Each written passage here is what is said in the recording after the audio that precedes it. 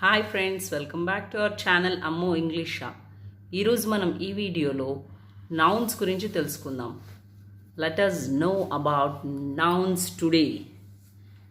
Noun ఎప్పుడు use చేస్తారో కూడా తెలుసుకుందాము. అండ్ డిఫరెంట్ సిచ్యుయేషన్స్ ఏంటి, నౌన్ ఎలా యూజ్ చేస్తాము అనేది తెలుసుకుందాం ఇప్పుడు.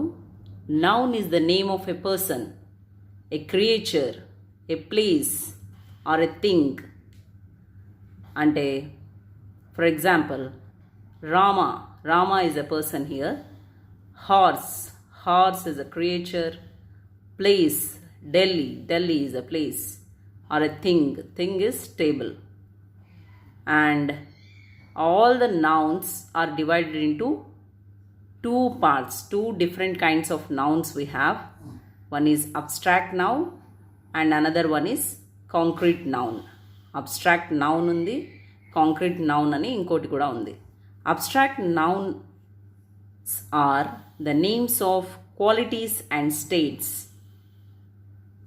దట్ ఈస్ అబ్స్ట్రాక్ట్ నౌన్స్ అంటే names of qualities and states. అంటే మనకి ఏవైనా క్వాలిటీస్ ఉంటాయి కదా మనుషులకి, అది అండ్ మనం ఉన్న పొజిషన్ ఏంటో దాన్ని బట్టి అబ్స్ట్రాక్ట్ నౌన్ యూజ్ చేస్తామన్నమాట. Where the object named cannot be touched or seen. అంటే అబ్స్ట్రాక్ట్ నౌన్స్ ఎప్పుడు యూజ్ చేస్తామంటే ఇక్కడ object cannot be touched or seen. మనం చూడలేము ఆబ్జెక్ట్ని, but we cannot scene.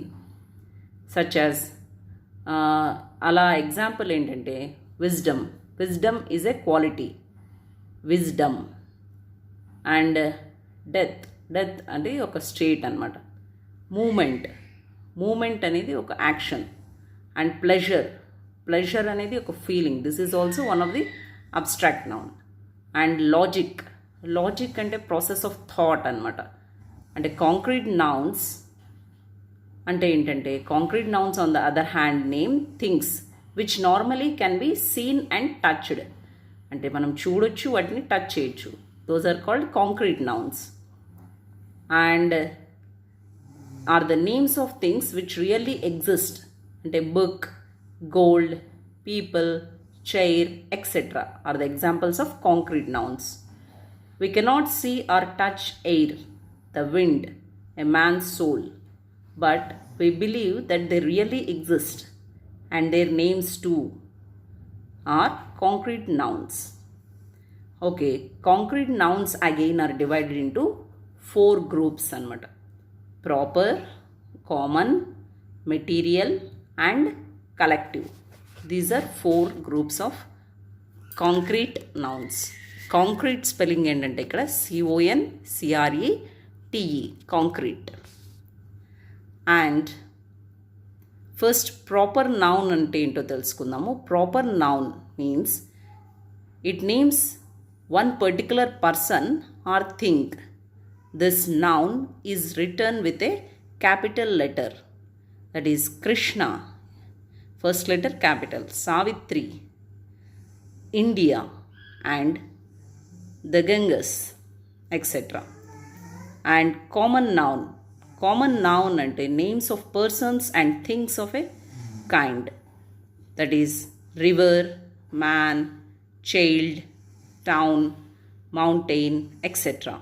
Some proper nouns can be used as common nouns. There are no Shakespeares in these days. That is, persons like Shakespeare are not present in these days. In such case, we are using common noun. అంటే Shakespeare అనే పర్సన్ని కామన్గా మనం అందరికీ apply చేస్తున్నాం కాబట్టి it is common noun. Such words are Caesar, caliph, sultan are used as common nouns. అంటే మనం ఎవరినైనా పొగిడేటప్పుడు నువ్వు సుల్తాన్వి అట్లా అనొచ్చు కదా, అంటే కామన్గా యూజ్ చేస్తున్నాం కాబట్టి common nouns. As they are denoting a certain rank or office. Suppose material noun, third one ఏంటంటే material noun names some particular kind of substance. That is gold, water, wood, sugar, etcetera. ఇవన్నీ material nouns కిందకి వస్తాయి అన్నమాట. అంటే మనం proper noun చూసాము, common noun చూసాము, as well as material noun కూడా చూసాము. అంటే నౌన్స్లో ఇవన్నీ డిఫరెంట్ టైప్స్ అన్నమాట. అంటే కాంక్రీట్ నౌన్స్లోనే డిఫరెంట్ టైప్స్. అలాగే and the last one collective noun. Collective noun అంటే ఏంటో చూద్దాము. Collective noun names of a collection of people, అంటే animals, things considered as complete whole. అంటే కలెక్షన్ ఆఫ్ పీపుల్ని మనం కలెక్టివ్ నౌన్స్ అంటాం. ఏ క్రౌడ్. క్రౌడ్ అంటే ఏంటి? Number of people. As well as a flock. Flock FLOCK. Flock. Flock అంటే number of ship. అంటే ఎక్కువ షీప్ ఉన్నాయనుకోండి, దాన్ని ఫ్లాక్ అంటాం. అలాగే ఫ్లీట్. ఫ్లీట్ అంటే FLEET. ఫ్లీట్ అంటే నెంబర్ ఆఫ్ షిప్స్. అంటే చాలా ఎక్కువ షిప్స్ ఉన్నాయనుకోండి, పడవలు, దాన్ని ఫ్లీట్ అంటాం అనమాట. ఫారెస్ట్. ఫారెస్ట్ అంటే number of trees. Forest denotes number of trees. అంటే ఇవన్నీ ఒక గ్రూప్, ఒక కలెక్షన్ ఆఫ్ పీపుల్ కానీ ఎనిమల్స్ కానీ థింగ్స్ని కానీ కలెక్టివ్ నౌన్స్ అని అంటాము. If the individuals of the group are implied, the verb is plural. Such a noun is called as a noun of multitude.